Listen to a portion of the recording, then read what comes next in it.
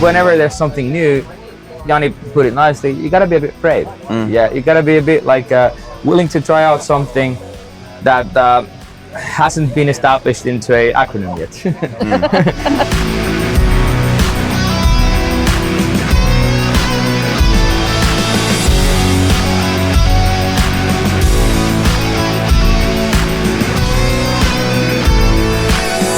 What better way to close out Gamescom than to hang out with, of course, Jani and Jesse, and talking about what an amazing event that was, right? Here we are, looking back. I mean, you didn't make it down there very often because you've got this great playhouse up here, right? True. That's why we're up here with your branded beer, by the way. I mean, that means they have arrived. This is limited Gamescom edition beer.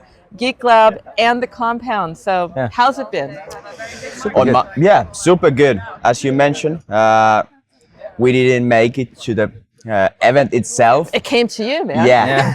Everybody came to this playhouse. So it's been super nice to see so many people around here like this year. Compared to last year was great, but now even more people came in. People are interested in about the new stuff. They have a different mentality, so it's been super good. Also busy like every year, but lots of great friends. That's great. Absolutely. I think we have like a lot of these like touch points. So we have like Pocket Gamer London that kind of kicks off the year. Then we have GDC and Gamescom, and what's best I think with this is that you kind of get like the concrete grasp of like where the industry is. And I'm very, very happy because it's been not only for us as a company, but like looking at this industry, I think it's been like continuously growing now for the couple of like these sort of since London basically. Yes, I mean it's not that deal freeze. I mean you said we can say it.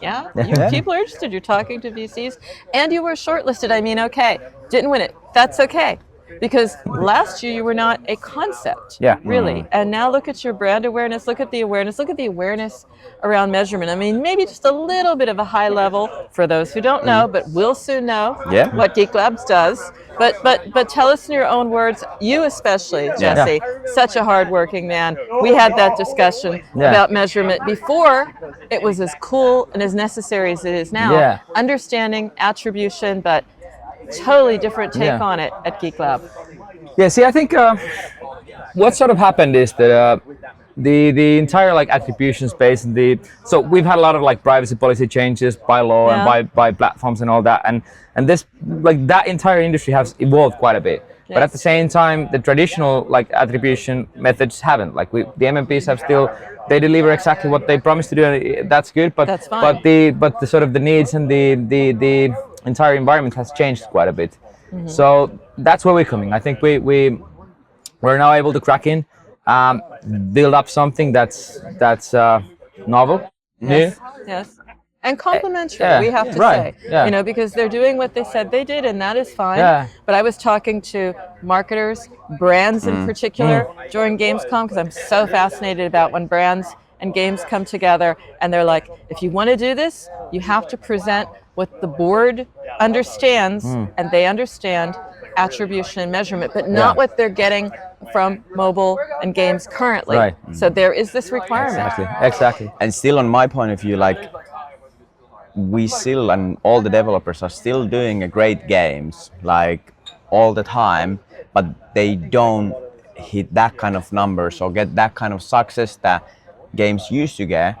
And the only thing have changed is attributions, the privacy and those kind of things. So we want to be there as a helping hand to make those games as successful than they used to be and make the new games there, because we've been playing around a long time with the old games. Like last couple years we had only couple big games which were new, and everything else is old. Exactly. But we know that there is a great games that we want to help just get the success. Well, they will be successful when they can actually show the success, because right now we're at, what is it? It's nearly 60%. It's definitely over 50% of revenues are games that are older, established, which is not very encouraging to people who are like, hey, I've got a great idea, I've got a great game.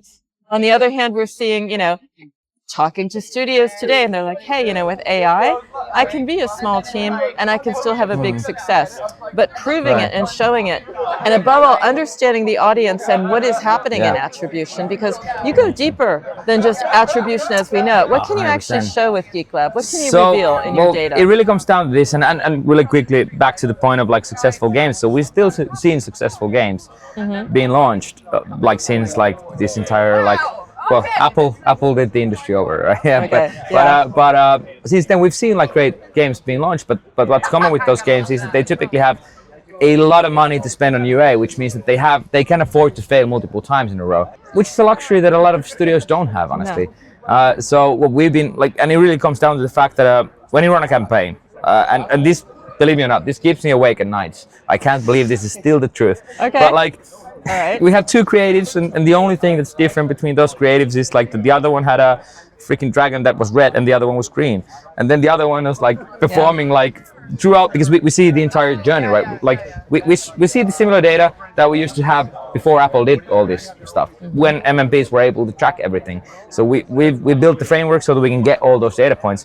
So we can still see that, okay, with the green dragon, all of a sudden, like even with that tiny change, the day 30 retention is like 3 times higher, and that's what keeps me awake at night, because I don't know like how can that be like such a big difference, but it is. But you can track it, so you don't need to necessarily have to understand the psychographics of it, but you can show the impact of it, and that's what we want to know. Later on we'll figure out and we'll deconstruct why that is, and wash, rinse, repeat that. But first of all, we have to know that it is, right? Yeah. Especially now that everybody is doing life cycle marketing, whether they like it or not. Yeah.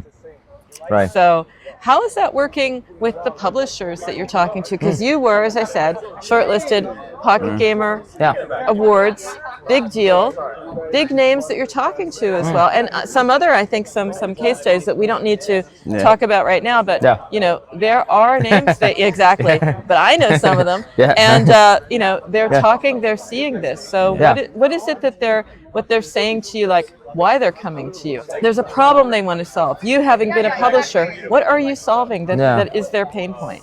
I can summarize it very shortly, and you can add on probably better. But like it's as simple as this. A lot of developers and publishers aren't able to spend in Meta or TikTok, as an example, on iOS anymore. They simply can't. It's not profitable. They spend like 90% of their budgets on AppLovin. With us, when we can show where the actual like ROAS is coming from, you can unlock all these channels, and that's kind of been the growing factor for them, and therefore for us as well. And that's like people are scared, like the big studios are scared that obviously if 90% of your budget is going to one place, you have all the eggs in the same basket. So it works, but they are scared, like what if something changes? And then people been trying to solve the problem a long time, but for us, what being like a big advantage is that because we've been doing the ASO stuff already 6 years. So we have a great portfolio of companies working with the small startups and biggest companies in the world. So they have already the huge trust. And then when we hear that they are battling these kind of things like Jesse mentioned, then we can be like, hey, now our new tool can solve your issues. So you have already the trust to do it.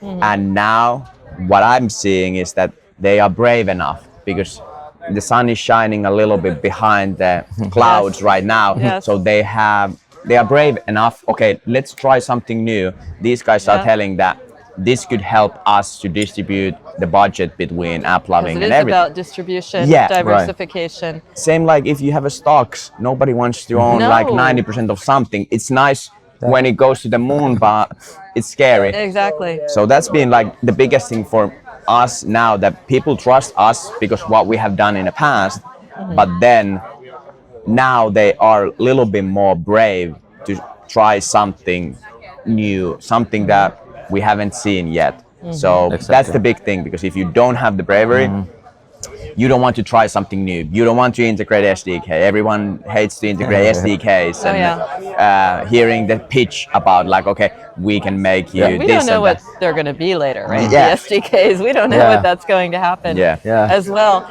And I see that it should be happening, so I ask you if it is happening. In my mind, it's like, I can peacefully and wonderfully coexist with Geeklab, because even if I am one of the big names, you know, you're creating the possibility of diversification and trust. So I can say, yeah, I'll do AppLovin, and I'll go back and I'll take another look at Meta, right? Yeah. And I'll take a look at everything else, because now I have a certain security in understanding what I'm seeing. 100%. Yeah. It's all about transparency in its core. And what truly happened was that when Apple pulled the plug, and this is, we can find this from our decks from 2020 when we wrote this down, like 22 when that happened. But essentially, when Apple pulled the plug, it ended up in a situation where every network will now try to solve the issue for themselves. And none of the networks share incentives to actually then distribute the data and the information to other networks, right? Like, so there's no, like, that kind of screwed up with the traditional MMP attribution logic, because there's none of these players have these incentives anymore. Everyone is doing stuff for themselves. Yeah. And that's kind of at its core what we wanted to solve. We wanted to bring out something that works great for the networks, but more importantly, gives you back the information and data that you need. Because then you will have the feedback loop that you will actually spend with confidence. Right. And spending is good. We want them spending. Exactly. Yeah. Exactly. And it's also been great to see with the studios that we've been working years and they trust us.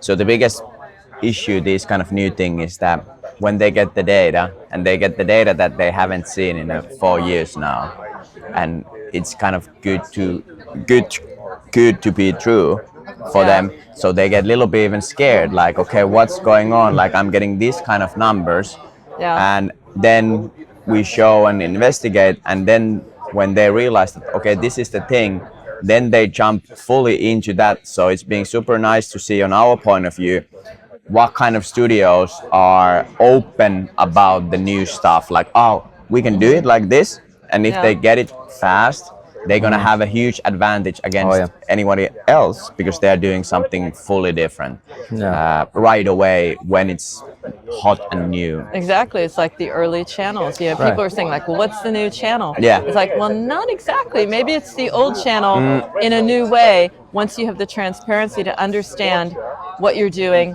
and to improve it, because you're only going to get better by improving, by seeing the results. And what are those results that you know, everything when it's something special, like Geeklab, it's showing something different. It's lifting the lid on something we don't usually see. So without going too deep in the weeds here, you know, what is it that, you know, the gap that you addressed and what you can share where people are like, wow, I didn't know I could have data like that anymore. I gave up on that one already. I gave up on that almost. So what is it that you're addressing head on? Right. I think if you can take the example of the thing that we have been chatting. Yeah, exactly. So yeah, this is a great example, right? So because we have like this unprecedented data, we understand exactly like what's happening after the users come in, and like we can attribute that back to the creative. So we see situations where we can find a creative that actually has like great engagement, great bottom of the funnel metrics. People actually watch the entire ad, but the thing that it's actually missing is as an example, the first 3 seconds. So the CTR is so bad because the first, like, it doesn't quite hook you in there, right? It doesn't stop the thumb from scrolling. And therefore, even though the rest of the stuff is great, so people who watch it, they spend money, that's a very, very successful ad. But because of those 3 seconds up front, the click-through rate is so bad that you can't justify the other great metrics. And what that leads into, like, we have that data, we actually flag it automatically, then we can even, like, we use AI quite a bit, so we have our own models to build like new hooks, as an example, that we can then push in there and basically fix the creative. Now we've got like a perfect 3-second intro that stops the thumb, and then we apply all the great stuff that's happening after it. And again, this is data and this is information that currently you're unable to access unless you work with us on iOS, which is truly where we're able to help companies scale. Yeah, and also like one studio like which we started to work lately with the Audience Lab, a great feedback, and maybe directly to your question, was that they kind of have already dumped like the Facebook and or the Meta stuff and maybe TikTok stuff, because it's not something that they are able to do. They are not able to scale with iOS, and this company is having, I think, 11 billion downloads in total. So we're talking about big company. And then we did a couple things, and now next week they are shifting basically everything now, or like splitting the amount that used to be 90% of AppLovin, 10% maybe Meta, because you need to do that. And now they're shifting that to 50-50, and let's see how it goes to end of the year. But they were so surprised, like you mentioned, that this is still opportunity for us. Yeah. We can still get like a good campaigns, but it was super tough back then because they didn't knew. They weren't able to scale that. So those are kind of the things that you're hearing. Like people are like, okay, I know that I'm having all my eggs in the same basket, but I don't like to do that, but I'm not able to do changes because. And then when we start to work with them, then So how do I work with you in the sense of, say I'm saying to myself, yeah, this is very interesting, but it is a new kind of territory. And I'm thinking back to the early days of mobile, it was always, we'll do 80-20, don't commit, you can go in 80-20, that's still good. You talked about, 50-50 split, thanks to the data that you're bringing in. But if I'm a publisher and I'm thinking about, I want to see what I can see now, because of Geeklab. How do I come with the mindset? What is my mindset? Am I coming to experiment? Do I have to go all in? What is it like to work with you? I think Jani tapped into it a bit. Again, this is a new way. Like I think we're stepping into a new era. We're not like doing the traditional attribution anymore. This is a new era. So because the old attribution is, we don't like to say it, but it's not. I won't not say working. It's broken, but the world, it changed. It changed. Right?